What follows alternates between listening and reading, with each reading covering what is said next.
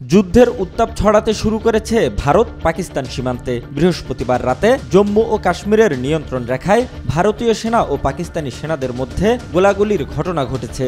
এর ফলে ওই এলাকায় বিরাজ করছে আতঙ্ক। পাল্টাপাল্টি জবাব দিচ্ছে ভারত পাকিস্তান।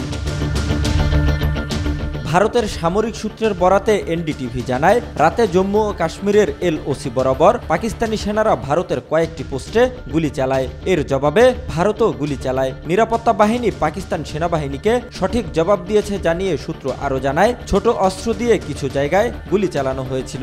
এ গোলাগুলিতে কোনো হতাহতের ঘটনা ঘটেনি। এর আগে গত 22 এপ্রিল মঙ্গলবার বিকেলে কাশ্মীরের পেহেলগাম জেলার বৈশরণ তৃণভূমিতে বন্দুকধারীদের হামলায় অন্তত 26 জন নিহত হন, যাদের প্রায় সবাই পর্যটক। হামলার দায় স্বীকার করে রেজিস্ট্যান্স ফ্রন্ট নামে একটি সংগঠন। এ ঘটনায় আরও বেশ কয়েকজন আহত হন। যাদের গুলি করে হত্যা করা হয়েছে তারা সবাই পুরুষ।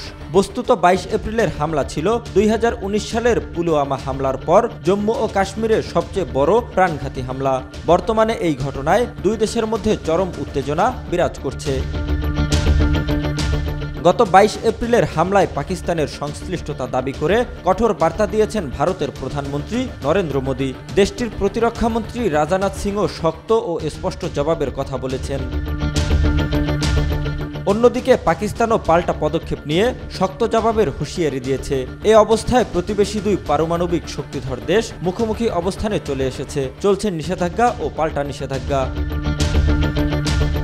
পরিস্থিতি যেদিকে যাচ্ছে তাতে দুই দেশের মধ্যে বিরাজমান বৈরী সম্পর্ক আরও উত্তপ্ত হতে পারে বলে মনে করছেন সংশ্লিষ্টরা। তবে পারমাণবিক শক্তিধর হওয়ায় বড় আকার ধারণ করবে কিনা তা নিয়ে রয়েছে সংশয়। জহিরুল ইসলাম, আজকাল।